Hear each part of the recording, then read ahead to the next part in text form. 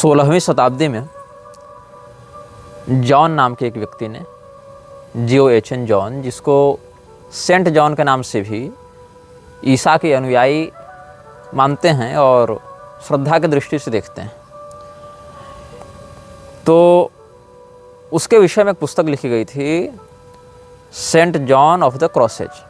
ये पुस्तक 16वीं शताब्दी में छपी थी और 16वीं शताब्दी में लिखी इस पुस्तक में एक अवधारणा को बल दिया गया था जिसको कहते हैं dark night of the soul. Dark night of the soul जो टर्म है, यही विश्व की बहुत सी संस्थाओं ने यथावत रूप में अपनाया है और मानसिक रूप से लोगों को शैतान और उसकी पूजा के प्रति आकर्षित करने में और ऑकल्ट प्रैक्टिसेज में या ऑकल्टिज्म से जुड़े हुए संस्थाओं के विकास और निर्माण में एक प्रमुख मोटो के रूप में प्रस्तुत किया है।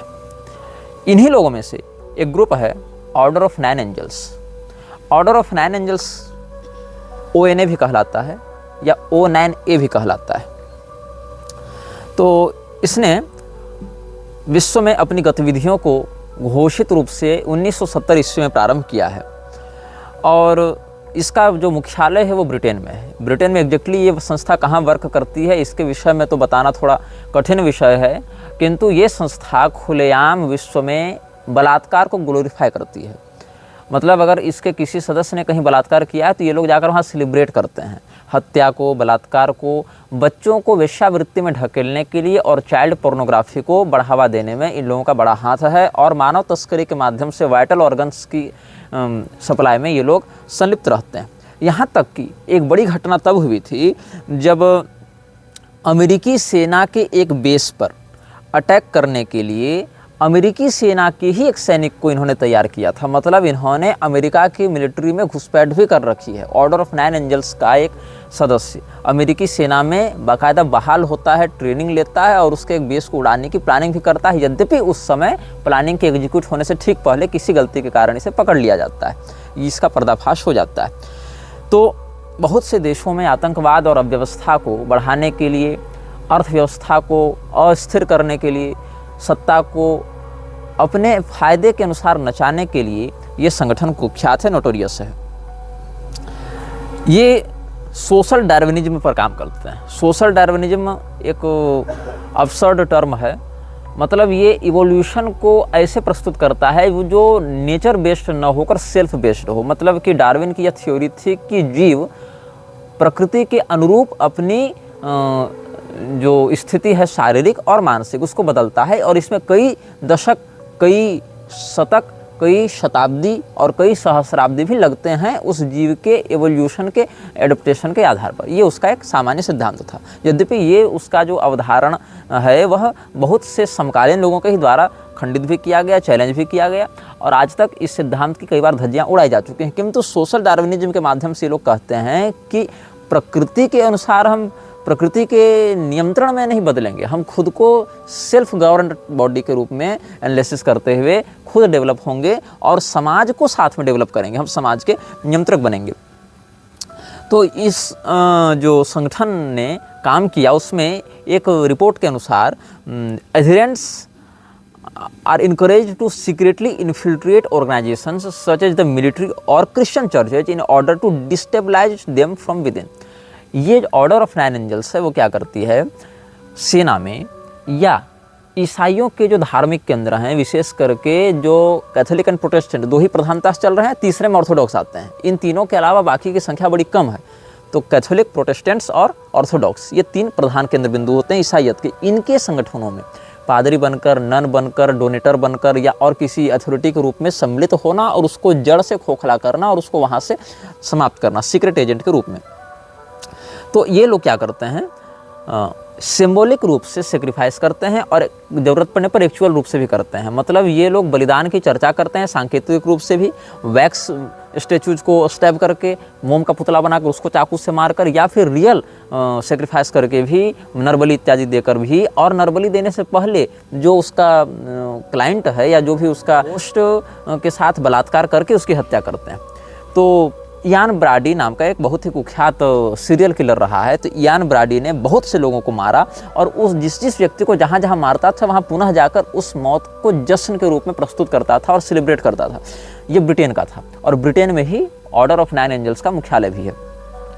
तो इयान ब्राडी तो बाद में गिरफ्तार कर लिया गया था और उसका कहना था कि मोरलिटी जो है वो कमज़ोर लोगों का एक छलावा है। मतलब जो कमज़ोर है, जो डरपोक है या जो अथॉराइज्ड नहीं है, वही व्यक्ति मोरल दिखाता है, वही स्वयं को मॉरलिटी का गुलाम बताता है। लेकिन चूंकि हम फ्री विल के अनुयायी हैं और हम खुद को सेल्फ डेवलप करते हैं अपनी इच्छाओं के अनुसार, इसीलिए जो है मॉरलिटी हमारे लिए बाधक है। हम जो चाहें सो कर सकते हैं और जिसके साथ चाहें उसके साथ कर सकते हैं। तो इन लोगों ने क्या किया है, इस्लाम के जिहाद को भी बहुत ओपनली समर्थन दिया है। इनका मानना है कि हम जितना अधिक व्यापक रूप से विश्व में खून खराबा करेंगे उतनी अधिक शैतानी शक्तियाँ प्रबल होंगी। और चूँकि कलयुग का भी यही सिद्धांत है, कलिश्च कलह प्रिय, कलयुग भी यही चाहता है। तो कलयुग के ये सब बहुत छोटे स्तर के अनुयायी हैं और उसके प्रमोटर हैं। यद्यपि इनको पता नहीं है किसके लिए काम कर रहे हैं, लेकिन शैली से तो प्रभाव उसी को पड़ रहा है जो ये सब करवा रहा है। तो म्लेच्छराज को बढ़ाने के लिए अधर्म का बढ़ना आवश्यक है। अधर्म के बढ़ने में व्यभिचार, हत्या, बलात्कार ये सब बहुत ही महत्वपूर्ण स्थान माने गए हैं, अधर्म के केंद्र बिंदु माने गए हैं। तो सम followers also express enthusiasm for Islamist jihadist violence. All this real world activity is supposed to have a supernatural effect, opening up a gateway into the world for evil energies. और ये सब बलात्कार, चोरी, हत्या, डकैती करने के पीछे इनका उद्देश्य क्या होता है?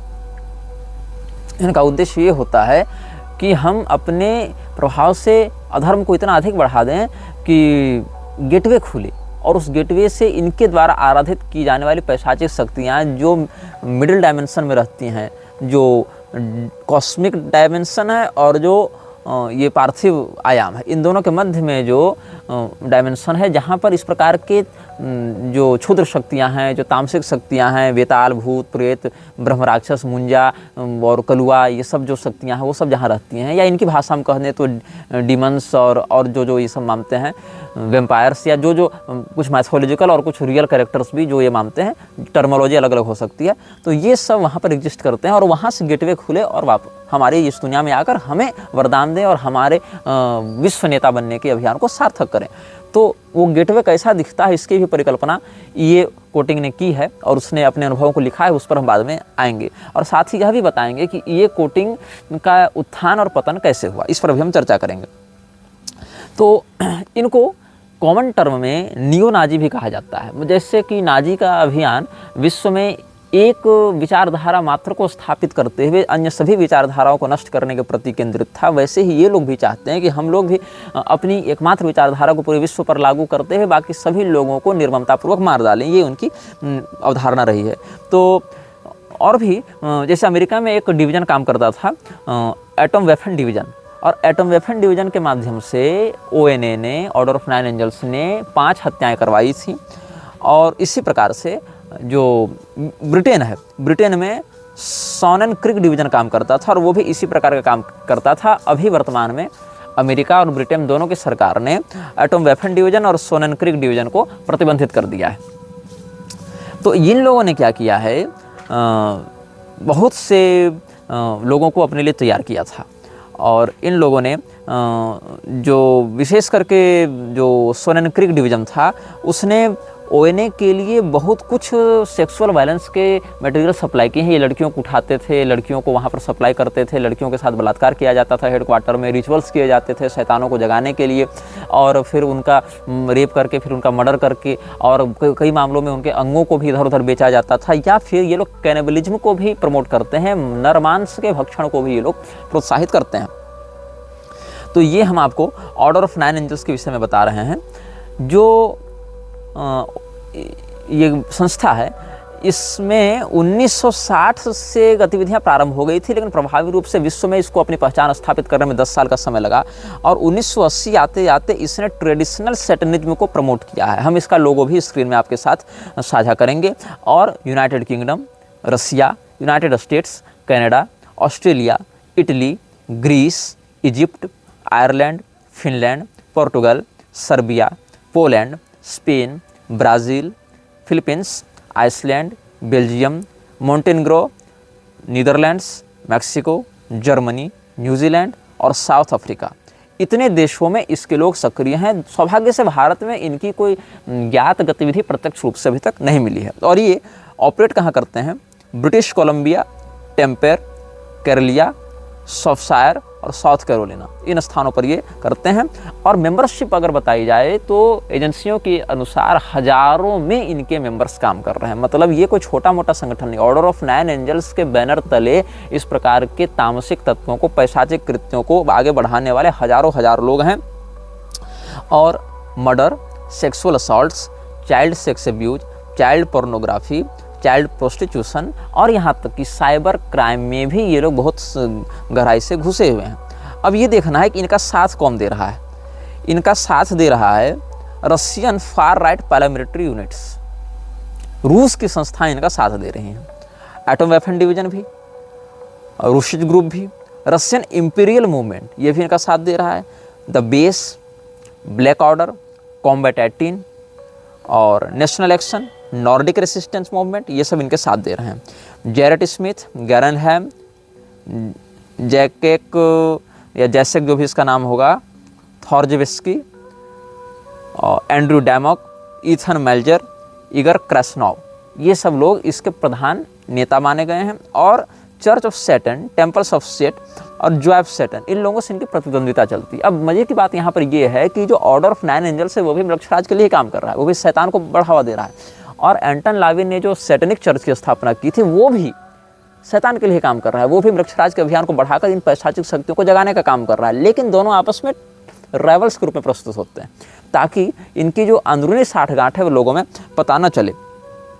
तो इस संस्था को किसने बनाया था? वेल्श में रहने वाली एक महिला ने इस संस्थान को प्रारंभ किया था। इस संस्थान की स्थापना के पीछे एक महिला थी। और इसके बाद 1973 में एंटन लॉन्ग नाम के एक व्यक्ति ने, और कुछ लोग कहते हैं ये कोई काल्पनिक व्यक्ति था, मतलब ये शूडो नेम था, वास्तविक नाम नहीं था इसका। ये कोटिंग भी वास्तविक नाम नहीं है, ये कोटिंग भी एक काल्पनिक नाम है, उसका वास्तविक नाम हम इस वीडियो के अंत में डिस्क्लोज करेंगे। तो एंटन लॉन्ग नामक किसी व्यक्ति ने इस महिला के द्वारा स्थापित की गई इस सीक्रेट सोसाइटी को इंटरनेशनल लेवल तक पहुंचाया, उसको एक प्लेटफॉर्म प्रदान किया, उससे लोगों को जोड़ा, समान नकारात्मक विचारों वाले लोगों को उसमें जोड़ा, साझा किया। और 2000 ईस्वी आते आते इन लोगों ने पूरे इंटरनेट पर एक ऐसा मायाजाल फैलाया जिसमें बहुत बड़ा हिस्सा डार्क वेब का है। डार्क वेब को ये बहुत फोर्सफुली इफेक्टफुल बनाते हैं, उसको कंट्रोल करते हैं। और डार्क वेव की होने वाली अधिकांश जो सेक्सुअल या जो तस्करी से संबंधित, ह्यूमन सेक्रीफाइस से संबंधित या ह्यूमन ट्रैफिकिंग से संबंधित जितनी भी गतिविधियां हैं डार्क वेब में, उसमें बहुत बड़ा हाथ ऑर्डर ऑफ 9 एंजल्स का होता है। अब एक इसमें बात देखनी चाहिए, इन लोगों ने कुछ शिक्षा दी है। According to order teachings, this is necessary in order for a galactic civilization to form in which Aryan society will colonize the Milky Way. इन लोगों ने क्या कहा है, हम केवल इस पृथ्वी पर शासन करने के लिए इसको हमने नहीं बनाया, हम इस आकाश गंगा पर नियंत्रण करना चाहते हैं। आपको सुनने में ये बात हास्यास्पद लगती होगी, लेकिन ये बात उन लोगों के जीवन में हास्यास्पद बिल्कुल नहीं है। मेरी बात सुनकर आप हंस सकते हैं कि अरे कैसे पागल लोग हैं, लेकिन हाँ, हजारों की संख्या में ऐसे ही पागल लोग नाबालिग बच्चों को उठाकर उनका बलात्कार करके, उनकी हत्या करके, उनके वीडियो को नीलाम करते हैं डार्क वेब पर। और ये एक गहरी सच्चाई है। आपके लिए इनकी विचारधारा एक मजाक हो सकती है, लेकिन अपनी इस विचारधारा को प्राप्त करने के लिए इन्होंने हजार लोगों के साथ बलात्कार किया, हत्या की, उनके अंगों को निकाल कर बेचा है, क्योंकि ये वास्तव में एग्जिस्ट करते हैं। जो लोग मेरे इस अभियान को, इस श्रृंखला को काल्पनिक बताते हैं, मेरा मजाक उड़ाते हैं, उनको अभी अंदाजा नहीं कि मैं किन शक्तियों के विषय में बात कर रहा हूँ और उसका इम्पैक्ट समाज में क्या पड़ रहा है। अभी तुम सोए हुए हो और सही मायनों में कहें तो मुर्दे हो चुके हो, क्योंकि सोए हुए को तो जगाया जा सकता है, वीडियो देखकर कई लोग जगे हैं, लेकिन मुर्दे को तो जगाया भी नहीं जा सकता है। तो ये लोग क्या चाहते हैं, कैसे होगा ये? तो ये स्पिरिचुअल पाथ को खोलेंगे, एक गेटवे खोलेंगे ये, और गेटवे से एक पाथ इनको मिलेगा, स्पिरिचुअल पाथ। यहाँ स्पिरिचुअल का अर्थ आध्यात्मिक नहीं है, रूहानी कर सकते हैं। यहाँ रूहानी का अर्थ भी कोई सात्विक नहीं है, रूहों से जुड़ा हुआ। यहाँ स्पिरिट एक नेगेटिव टर्म में आप ग्रहण करेंगे।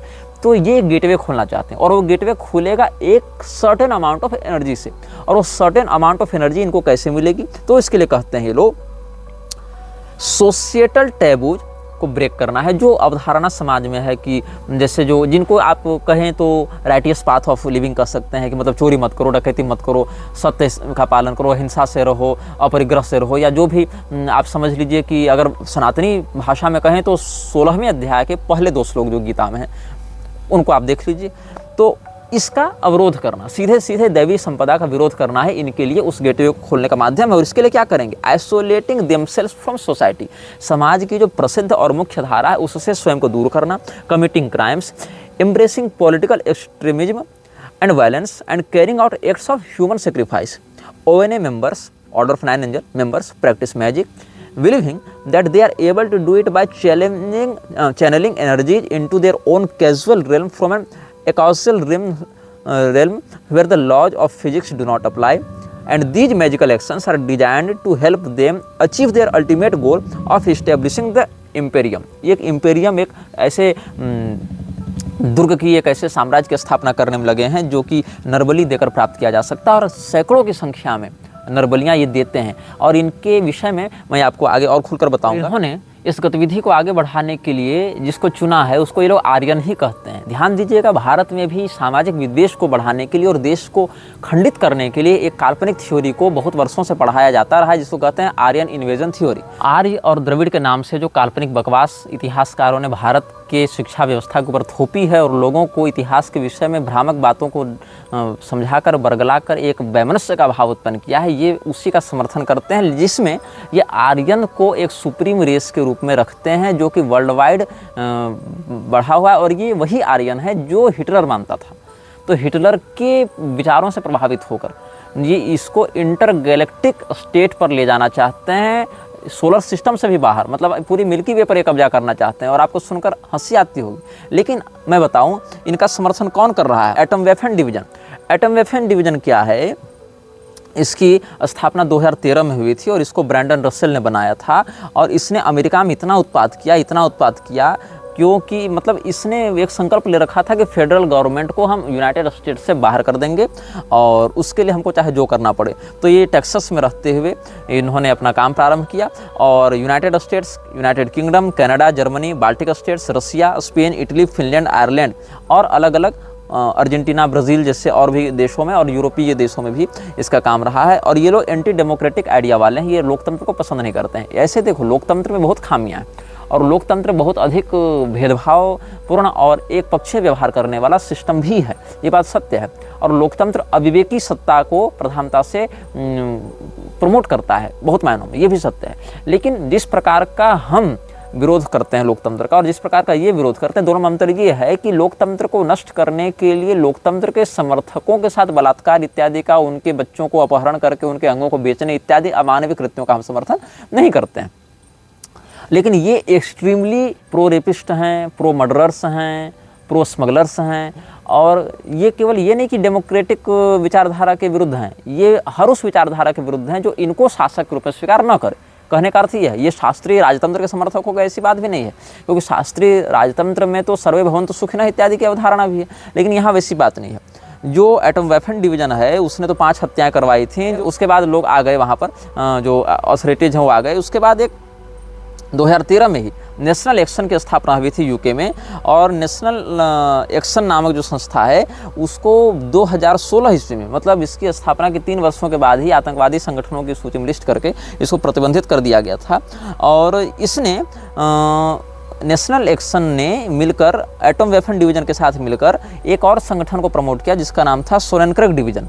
और सोनेनक्रेग डिवीजन जो है वो, मतलब आप जान लीजिए कि जो एटम वेपन डिवीजन अमेरिका में काम करती वही काम ये यूके में करती थी, लेकिन दोनों के कनेक्शन आपस में जुड़े हुए नहीं थे। लेकिन समान विचारधारा होने के कारण चैट और ईमेल के माध्यम से नेशनल एक्शन को माध्यम बनाते हुए, मीडियम बनाते हुए इन दोनों ने संपर्क किया, दोनों डिवीजन्स ने, यूके बेस्ड और यूएसए बेस्ड। और बीच में मीडिएटर कौन बन गया? National action. और इन लोगों ने मिलकर ये कहा कि हम लोग 2018 में इन लोगों ने कहा कि प्रिंस हैरी जो है उसको हम लोग मार देते हैं। प्रिंस हैरी जो ससेक्स का ड्यूक भी है उसको हम मार देते हैं। क्यों मार देते हैं? क्योंकि उसने मेघन मार्कल से विवाह किया है और मेघन मार्कल जो है वो पूर्ण श्वेत महिला नहीं है, वो ब्राउन चमड़ी की है, इसीलिए उसका वध कर दिया जाए, उसको गोली मार दी जाए। और इतना ही नहीं, हर वो पुलिस वाला मार दिया जाए जो इनकी सुरक्षा में है, और मारने से पहले उसका बलात्कार किया जाए, ये भी। और हर वो श्वेत महिला मार दी जाए जो अश्वेत पुरुषों के साथ या उस प्रकार के संबंधों में लिप्त है। इस प्रकार से इन्होंने बिल्कुल रंग के आधार पर हत्या हिंसा को मतलब अभी प्रमोट करना भी आरंभ किया है। और ऐसे ही करके एक कॉम्बैट 18 नाम का ग्रुप काम करता था। कॉम्बैट 18 की स्थापना इन लोगों से पहले हुई थी, ये तो 2013-2016 से काम कर रहे हैं। कॉम्बैट 18 की स्थापना हुई थी 1992 ईस्वी में, डेविड मैट के द्वारा इसकी स्थापना की गई थी। ऐसे इसकी स्थापना ब्रिटेन में ही की गई थी और अभी तो ये एक्टिव है, लेकिन जर्मनी में इसको बैन किया गया है, इस प्रकार की सूचना प्राप्त हो रही है। विकिपीडिया में भी इसके विषय में बहुत कुछ मिल जाएंगे और इसके जो इतने अधिकारी हैं वो अधिक संख्या में तो नहीं हैं, लेकिन लगभग 200 से 250 लोग इसके लिए अभी कार्य कर रहे हैं, ऐसी सूचना भी यहाँ प्राप्त हो रही है। ब्लैक ऑर्डर इत्यादि, black order of pan Europa, ये भी एक सैटेनिस्ट ग्रुप है और 1994 में इसकी स्थापना हुई थी। ऑर्डर ऑफ 9 एंजल्स के ही ये सब डिविजन्स हैं, मतलब ऑर्डर ऑफ 9 एंजल्स में जितनी संस्थाएं एफिलिएटेड हैं, मतलब ये उनका अम्ब्रेला कॉरपोरेशन है। जैसे अल्फ़ाबेट कंपनी है, अल्फ़ाबेट के अंदर गूगल भी है, जीमेल भी है, यूट्यूब भी है और ड्राइव भी है, प्ले स्टोर भी है, ये सब अल्फ़ाबेट के अंतर्गत आते हैं। जैसे मेटा एक अम्ब्रेला कॉरपोरेशन है, मेटा के अंतर्गत फेसबुक है, इंस्टाग्राम है, व्हाट्सअप है और भी छोटे मोटे 50 सॉफ्टवेयर उसके अंतर्गत काम करते हैं। तो ऐसे ही Order of 9 Angels Umbrella Corporation है और उसके नीचे नीचे ये सारे डिविजन्स और सारे कॉम्बैट्स काम करते हैं। और इन लोगों ने पूरे पश्चिम जगत को ऐसा आतंकित किया है कि वहाँ के जो राइट विंगर्स हैं उनका जीना मुहाल हो गया है। और सत्ता बाहर से इन लोगों से लड़ती है, लेकिन आंतरिक रूप से सत्ता में जितने बड़े बड़े नेता, उद्योगपति और यहाँ तक कि मिलिट्री के भी लोग बहुत हद तक इसके गुप्त एजेंट रहते हैं और वहाँ पर इसके एजेंट के रूप में काम करते हैं। आपको ये जानकर आश्चर्य होगा कि वैश्विक सत्ता में बैठे हुए बहुत से लोग, बाहर से लगता है कि अमुक पार्टी का नेता है, बाहर से लगता है ये अमुक सेना का कमांडर है, बाहर से लगता है ये अमुक मीडिया संस्थान का रिपोर्टर या जर्नलिस्ट है, लेकिन अंदर से वो किसी और संस्था से जुड़े होते हैं, उसके लिए काम कर रहे होते हैं। जैसे भारत में भी एक व्यक्ति जो उपराष्ट्रपति रहा जिसका नाम था हामिद अंसारी, बाहर से देखने से वो भारत का उपराष्ट्रपति रहा, लेकिन अंदर से वो किन संस्थाओं के लिए काम करता था, किस प्रकार की जिहादी गतिविधियों को प्रमोट करता था, ये उसके रिटायर होने के बाद लोगों के सामने बातें खुलकर आने लगी तो पता चल गया। यहाँ तक कि इंदिरा गांधी के समय जो केजीबी है उसने भारत के सूचना तंत्र में या राजनीतिक तंत्र में कितना अधिक हस्तक्षेप कर रखा था। लाल बहादुर शास्त्री इत्यादि के समय भी उसका हस्तक्षेप बहुत अधिक था, लेकिन उतना सक्रिय नहीं हो पा रहा था वो, इसीलिए ताशकंद इत्यादि के मामलों में उनकी हत्या करवा दी गई। बाद में इंदिरा गांधी के समय तो ये बहुत ज़्यादा प्रभावी होने लगा था ये सब। तो इंदिरा गांधी को जनाधार के बिना भी उस स्तर पर पहुंचाने वाला और लाल बहादुर शास्त्री को अपदस्थ करने वाला जो भी सिंडिकेट काम कर रहा था उसमें केजीबी का बहुत प्रत्यक्ष हाथ था। और ये सब बातें सार्वजनिक पटल पर भी उपलब्ध हैं या बहुत सी इस विषय में ऑथराइज्ड डॉक्यूमेंटेशंस पढ़ सकते हैं। तो ऑर्डर ऑफ 9 एंजल्स की हम आपके समक्ष चर्चा कर रहे थे। हमने आपको बताया था एक व्यक्ति के बारे में जिसका नाम है E.A. कोटिंग, और E.A. कोटिंग अपने विषय में व्यक्त करते हुए लिखता है किंगडम्स ऑफ फ्लेम इत्यादि में कि ये जिस परिवार में जन्म लिया था प्रारब्धवशात, इसकी किस्मत ने इसे एक ऐसे परिवार में भेजा जो परिवार बहुत पहले से ऑकल्ट प्रैक्टिसेज में लगा हुआ था। बचपन से उन घटनाओं को देखता था, उन समनिंग्स को देखता था और उन सारे रिचुअल्स को देखता था, लेकिन इसको समझ में नहीं आता था कि ये सब चल क्या रहा है। एक दिन ऐसा हुआ, इसके पिता और इसके माता दोनों अचानक से गायब हो गए। गायब मतलब आंखों के सामने से अंतर्ध्यान नहीं हो गए, मतलब कहाँ गए कोई नहीं जानता है। मतलब इसके माता पिता एक दिन गए और फिर कभी नहीं लौटे। ये अपने घर में अकेला था। उस समय इसके पास एक व्यक्ति आता है, कथित रूप से ऑर्डर ऑफ 9 एंजल्स के लिए वो व्यक्ति काम करता था, लेकिन इसका कोई आधिकारिक प्रमाण हमारे पास नहीं है। कथित रूप से जो व्यक्ति इसके पास आया उसका नाम था एर्गो, और उस व्यक्ति ने इसको गोद लिया और आगे से जहाँ भी पिता शब्द का हम प्रयोग करेंगे वहाँ ये जो गोद लिया एर्गो ने, उसी व्यक्ति की यहाँ पर चर्चा समझी जानी चाहिए।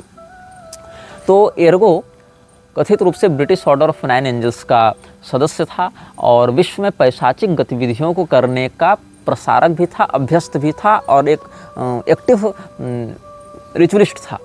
तो एर्गो ने इसको जब गोद लिया तो ये नहीं बताया कि मुझे यहाँ आने के लिए किसने कहा। मतलब एक घर में कोई बच्चा अकेला रहता, ये इन्फॉर्मेशन उस तक कहाँ पहुँची, कैसे पहुँची, ये उसने रिवील नहीं किया।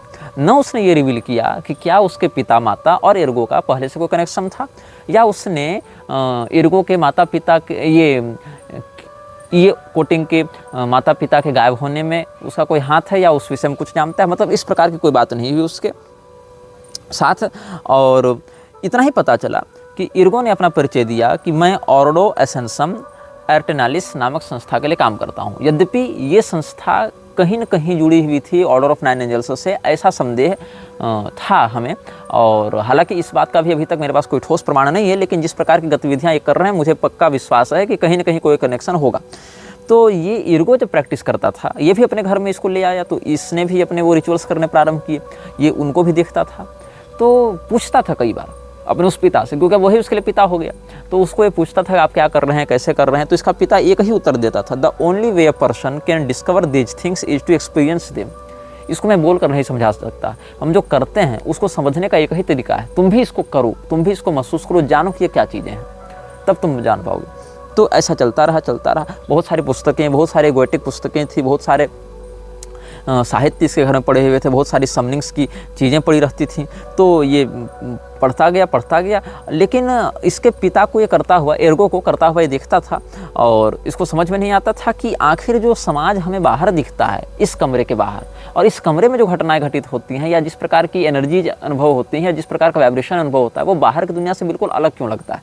मतलब जिस कमरे में रिचुअल्स होते थे, उस कमरे की दुनिया और कमरे के बाहर की दुनिया, दोनों में कोई तालमेल इसको नहीं दिखता था।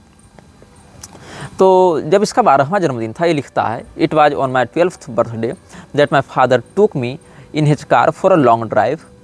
As I rode in the passenger seat, wondering where we were headed, my father and I chatted, the subject seeming to linger on the spiritual growth that I had fostered in my young years. He kept saying in different words that I could do so much if only I had better instruction, and that once I began, all obstacles would melt from my path.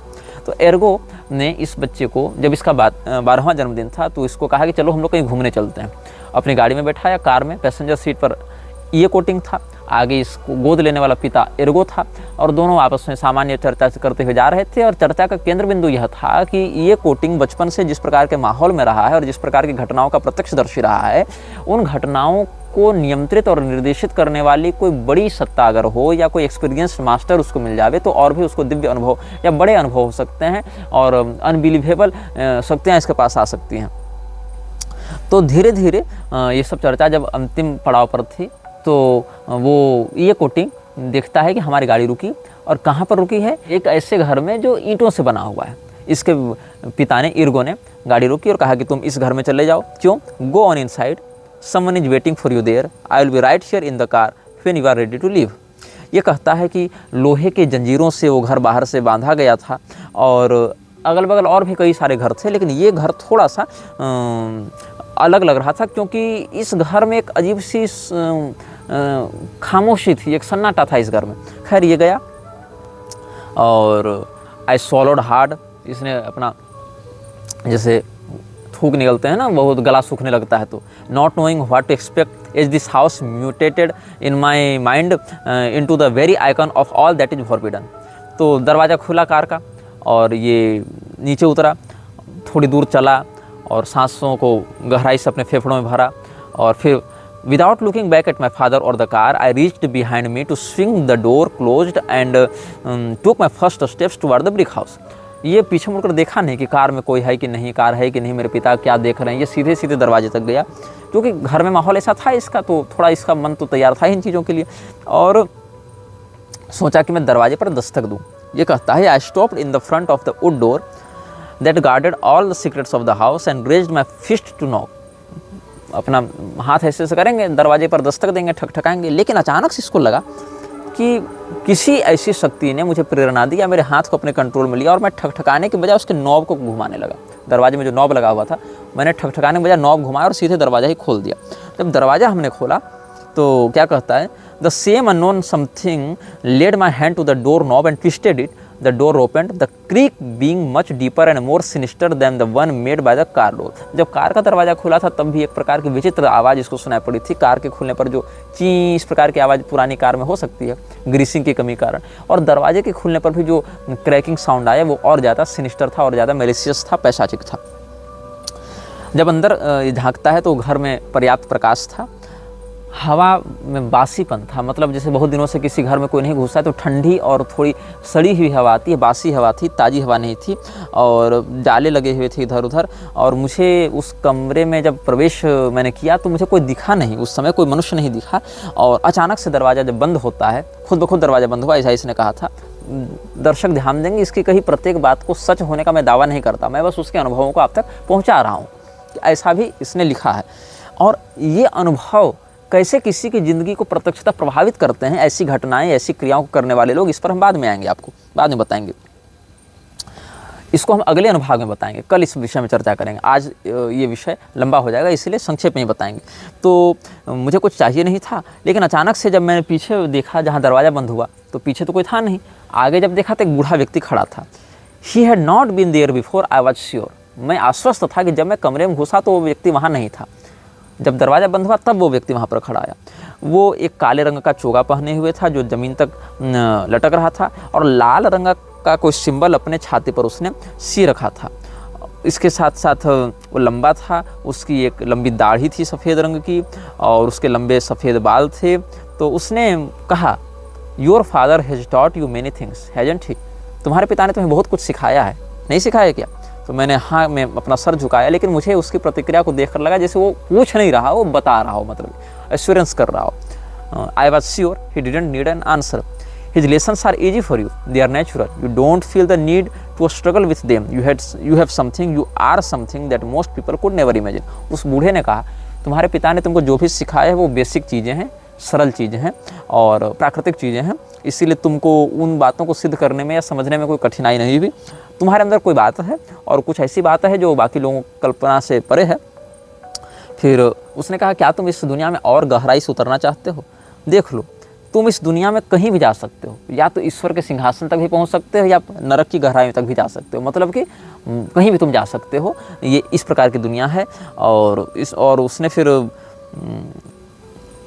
कुछ हमें दिया। इसने कहा कि इसने कुछ एक integration की इसके साथ और इसको कुछ दिखाया, कुछ इसको अनुभव कराए। तो इसके कानों में कुछ शब्द गूंजने लगे। इसको लगा जैसे हम दोनों के अलावा उस कमरे में कुछ और भी लोग हैं जो दिख नहीं रहे, लेकिन उनकी बातें फुसफुसाहट हमें सुनाई पड़ रही हैं। तो इसने केवल इतना कहा, कैन यू टीच मी? क्या तुम मुझे सिखा सकते हो? तो जब इसने पूछा कि क्या तुम मुझे सिखा सकते हो या क्या आप मुझे सिखा सकते हैं, तो I tensed having heard them myself as if spoken by another person altogether. उस बूढ़े व्यक्ति ने जो जवाब दिया, मुझे लगा उसके साथ साथ कोई और भी रिपीट कर रहा है, कोई और भी मुझसे बात कर रहा है।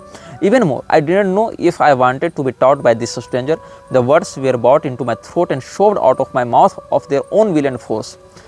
और मैं नहीं जानता था कि मुझे उस बूढ़े से वास्तव में सीखना है कि नहीं सीखना है। मैं इस कनेक्शन को आगे बनाना चाहता हूँ कि नहीं बनाना चाहता हूँ। लेकिन मैंने जब पूछा था कैन यू टीच मी, मुझे लगा जैसे किसी और ने मेरे गले से वो शब्द निकलवाए हैं। फिर उसने सहमति दी और फिर ये घर से बाहर निकला और इसके पिता इसको मिले और वापस यहाँ पर आने का निमंत्रण उस बूढ़े ने दिया और कहा, सप्ताह में तुम 3 दिन यहाँ पर आओगे, बाकी तो नॉर्मल ज़िंदगी जियोगे, अपनी पढ़ाई लिखाई इत्यादि करोगे, और यहाँ पर वो 3 दिन सप्ताह में आएगा बातों को सीखने के लिए। तो मुझे बाद में पता चला कि ऑर्डो एसेंसम एरिटनैलिस के 10th डिग्री की पढ़ाई करेगा। ये कोई डिग्री होगी उनकी संस्था की, इसके विषय में मुझे भी अभी वर्तमान स्थिति में ज़्यादा नहीं पता है। तो हो सकता हो कि जैसे फ्री मेसन्स में 33 डिग्री तक ये लोग ले जाते हैं, वैसे इस संस्थान की जो बातें हैं वो 18 कलाओं में विभाजित हों, 18th डिग्री तक ये लोग ले जाते होंगे। तो इसने कहा कि 10 से लेकर 18 डिग्री तक हम तुमको पढ़ाएंगे, और कहा कि 18वीं डिग्री की जब तुमको सिद्धि हो जाएगी, उस स्तर तक जब तुम पहुँच जाओगे, तो जितने भी दरवाजे हैं, जितने भी ये सब हैं, तुम्हारे लिए खोल दिए जाएंगे और फिर तुम जो भी चाहोगे अपनी इच्छाओं के अनुसार उन शैतानों से काम ले सकते हो। ये सब उसने कहा। तो 12 साल इसने पढ़ाई की और 12 साल में ये 16th initiation in the order पहुंच गया था। ये 16वीं डिग्री तक पहुंचा 12 साल में। और नवंबर का महीना था, नवंबर का महीना 2000 ईस्वी की बात बता रहा हूँ, नवंबर का महीना था। और उस समय ऑर्डो एसेंसम एरिटनैलिस में जब ये था तो इसके पास 3 लोग आए, और 3 लोग जब आए तो 3 attendants entered the house and marched directly to the dining room, very nice set. My mentor, for some reason that then discomforted me, opted to remain outside. Each man took a seat around the polished wood table without speaking a word of salutation. Although Asians have been admonished first by them and later by my superiors in the OAA as to even hinting as the identities or physical characteristics of these 3, I will say that they were well dressed, well groomed and clean cut men. Their manners were more professional than military, but were precise all the same. Each also carried with him a large sealed manila envelope. इसने कहा कि जब ये अपने mentors के साथ बैठा हुआ था तो 3 लोग इसके पास आए और सीधे डाइनिंग टेबल तक पहुँचे, और इसके मेंटर ने कहा तुम दरवाजे से बाहर चले जाओ। और उन तीनों लोगों के जो कपड़े थे, रंग रूप थे, अनुशासन था, वो बिल्कुल मिलिट्री से भी ज़्यादा साफ़ सुथरा और अनुशासित लग रहा था। और उन तीनों के हाथ में एक सीलबंद लिफाफा था उन लोगों ने ज़्यादा बातें नहीं की, एक दूसरे की ओर देखा और मेरी ओर भी देखा, और उस समय मेरी जो आंखें तो धुंधली पड़ने लगी, जो सामने का जो दृश्य था वो धुंधला पड़ने लगा। और बस इतना पता चला कि मेरी दाहिनी ओर जो व्यक्ति था वो बाद में फिर इसको बुला लिया गया था, दाहिनी ओर जो आदमी था वो मेरी ओर बड़ी तीव्र दृष्टि से देख रहा है। और फिर मुझे कहा गया कि ये जो लिफाफा है वो तुम्हें देने के लिए मुझे कहा गया है, और तुमने ऐसे 3 लोगों ने अलग अलग बातें कही थी। Don't think that we come to you asking what we do because you are an expert. We are here because you are one of the few that has will the intense desire to travel the road that we are presenting to you. ये सब उसने कहा। और तीसरे व्यक्ति ने कहा, You have studied the Goetia, the Black Raven, Grimorium Verum, the Heptameron. Indeed, you have access to the secret libraries of the OA. मतलब अब तुम इस स्थिति में पहुंच गए हो कि गोटिया तुम पढ़ चुके हो, आर्स गोटिया वगैरह सब पढ़ ही चुका था, ब्लैक रेवन भी पढ़ चुके हो, ग्रिमोरियम वेरम भी पढ़ चुके हो, हेप्टामेरॉन भी पढ़ चुके हो, और 16th डिग्री तक तुम पहुंच गए हो। तो ये जो ऑर्डो है, ऑर्डो एसेंसम एर्टेनेलिस, उसके जो गुप्त लाइब्रेरीज हैं जहाँ पर वो सीक्रेट दस्तावेज रखे रहते हैं, वहाँ तक तुम्हारी पहुँच हो चुकी है। तो इसीलिए अब हमें हाईएस्ट अथॉरिटीज़ के द्वारा भेजा गया है ताकि तुमको ये लिफाफा दिया जाए, और इसमें जो बातें कही गई हैं उन बातों को तुम पढ़ो, समझो, डिकोड करो, पद्धति का निर्माण करो, इनको प्रयोग में लाओ।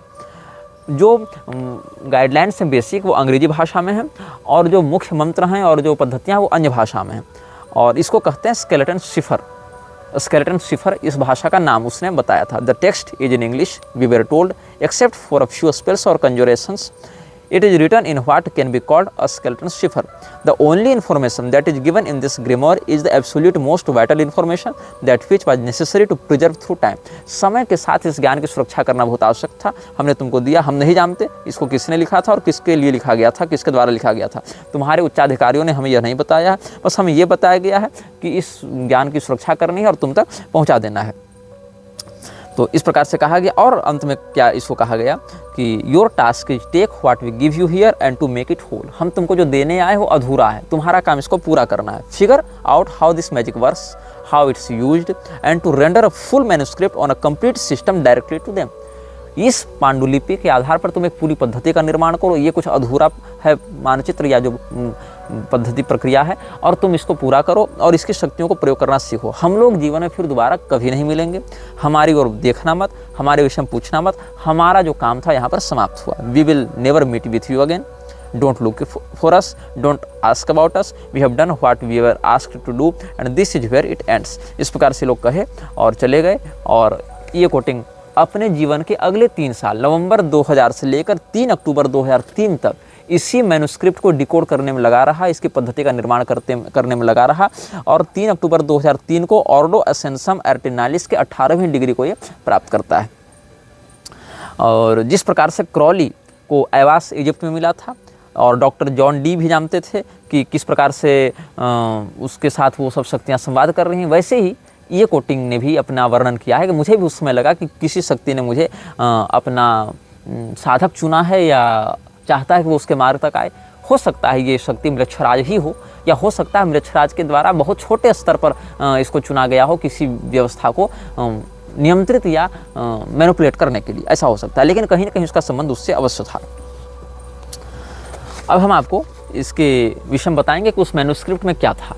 बहुत से स्क्वायर्स बने हुए थे जिनके अंदर छोटे छोटे स्क्वायर्स थे, उनमें कुछ विशेष अंक लिखे रहते थे, और उन्हीं अंकों का संकेत समझते हुए आगे जो एग्जीक्यूशन है पद्धतियों का वो करना होता था। तो आगे हम पृष्ठ 17 तक जाते हैं।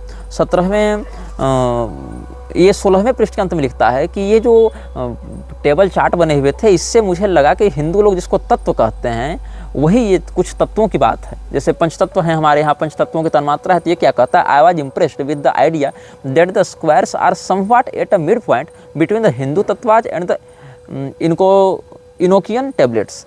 जो हिंदू लोग तत्व निर्माण करते हैं, जो तत्व चक्र इत्यादि का निर्माण करते हैं, इसमें अकडम चक्र है, अकथः चक्र है, राशि चक्र है, कुर्म चक्र है, ऐसे करके मंत्र सिद्धि के बहुत से चक्र होते हैं। तो ये सब मंत्र के तत्वों के चक्र होते हैं।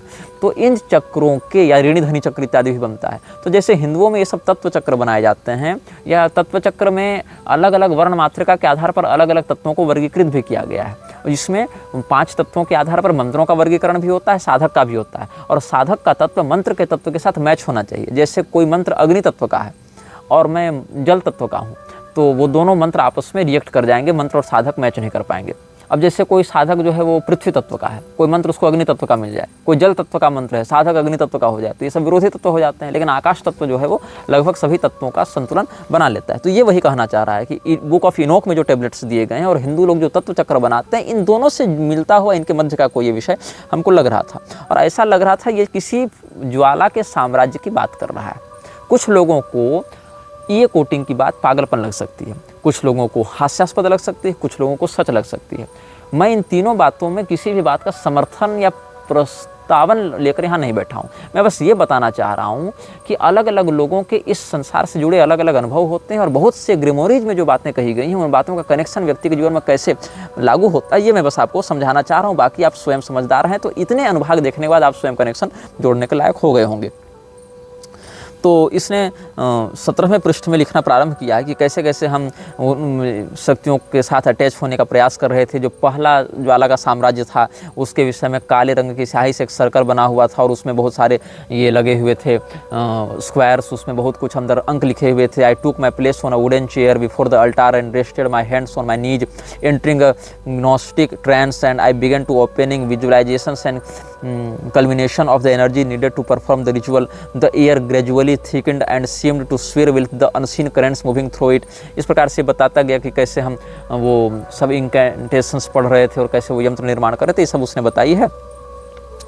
और the incantation for the opening of the astral gate is written in 3 parts. 3 parts में ये इस विषय में मैं आपको अगले अनुभाग में बताऊंगा कि कैसे इसने वो दरवाज़ा खोला था और गेटवे इसने कैसे खोला था और उन गेटवे के अंदर किन किन शक्तियों का इसने साक्षात्कार किया, वो शक्तियाँ इसको कैसे दिखती थी और उन शक्तियों के माध्यम से इसने कौन कौन से काम साधे और अंत में उन शक्तियों के ही दुरुपयोग से इसका पतन कैसे हुआ। इसके विषय में हम आपको आगे के अनुभागों में बताएंगे। बस इतना समझ लें, इसने इतना ही कहा था कि वहाँ पर हमने शैतानों को, स्पिरिट्स को और एंजल्स को एक साथ देखा, को एग्जिस्ट करते देखा। और मुझे ये समझ में नहीं आया कि जब शैतान या डीमंस और एंजल्स, देवदूत जिनको सरल भाषा में लोग कह देते हैं, तो जो एंजल और डीमन होते एक दूसरे को अपोजिट है, दोनों को एग्जिस्ट किसी सेम किंगडम में कैसे कर सकते हैं?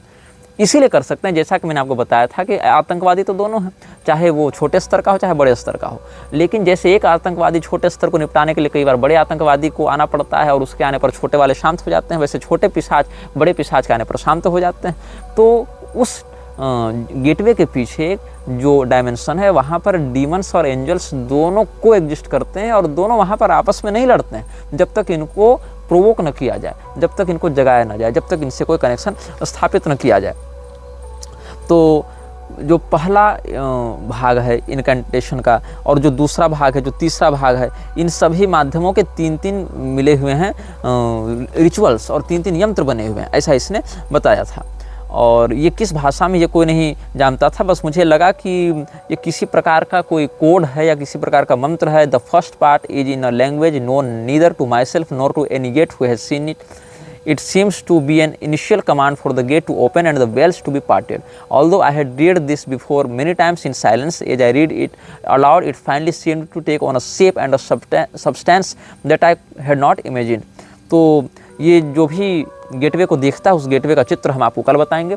उस गेटवे से जुड़े हुए जो यंत्र हैं उनका चित्र भी आपको हम अगले अनुभाग में बताएंगे और किस प्रकार के वहाँ तत्वों को इसने देखा, किस प्रकार की एंटिटीज़ को देखा और किस प्रकार ये ज्वाला का साम्राज्य अलग अलग परतों में बटा हुआ है। और फिर इसी ये कोटिंग के नाम का या वर्णन का आश्रय लेकर कैसे पश्चिम के जगत में व्यापक तबाहियाँ मचाई गई और उसका क्या दुष्परिणाम हुआ, इस पर हम अगले अनुभाग में चर्चा करेंगे। यह वीडियो जल्द ही हटा दिया जा सकता है। कृपया थर्ड पार्टी ऐप्स का उपयोग करके डाउनलोड करें।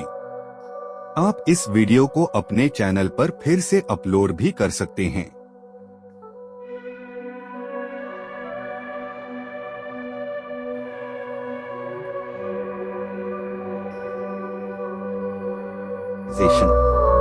This video may get deleted soon. Please download using third-party apps. You may also re-upload this video on your channels. Thank you.